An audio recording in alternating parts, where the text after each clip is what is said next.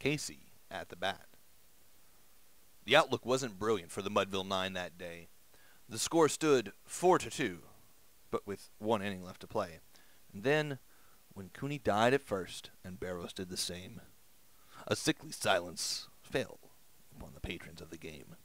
A straggling few got up to go in deep despair. The rest clung to that hope which springs eternal in the human breast. They thought if only Casey could get a whack at that, we'd put up even money now with Casey at the bat. But Flynn preceded Casey, and also did Jimmy Blake. And the former was no good, and the latter was a fake. So upon that stricken multitude grim melancholy sat, for there seemed but little chance of Casey's getting to the bat. But Flynn let drive a single to the wonderment of all, and Blake, the much despised, tore the cover off the ball, and when the dust had lifted and men saw what had occurred, there was Jimmy safe at second, and Flynn a hugging third. 10 from 5,000 throats and more, there rose a lusty yell. It rumbled through the valley, it rattled in the dell, it knocked upon the mountain and recoiled upon the flat, for Casey, mighty Casey, was advancing to the bat. There was ease in Casey's manner as he stepped into his place. There was pride in Casey's bearing and a smile on Casey's face. And when, responding to the cheers, he lightly doffed his hat, no stranger in the crowd could doubt 'twas Casey at the bat. 10,000 eyes were on him as he rubbed his hands in dirt. 5,000 tongues applauded as he wiped them on his shirt. And then, while the writhing pitcher ground the ball into his hip, defiance gleamed in Casey's eyes, and a sneer curled Casey's lip.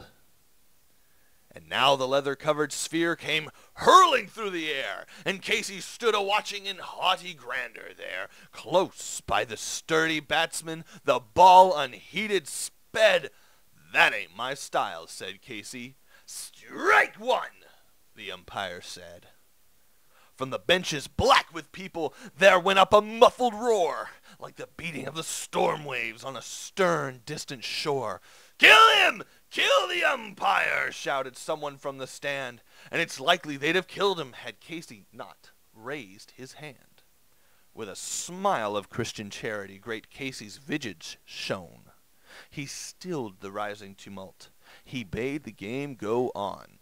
He signaled to the pitcher, and once more the spheroid flew. But Casey still ignored it, and the umpire said, "Strike two!" "Fraud!" called the men thousands, and the echo answered, "Fraud!" But one scornful look from Casey, and the multitude was awed. This saw his face grow stern and cold. They saw his muscles strain, and they knew Casey wouldn't let that ball go by again.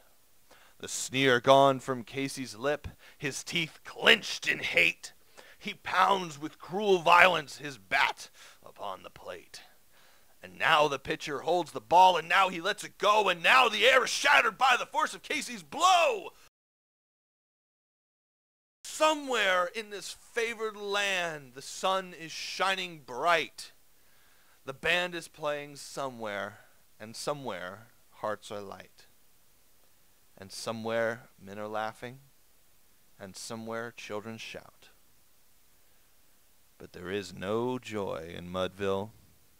Mighty Casey has struck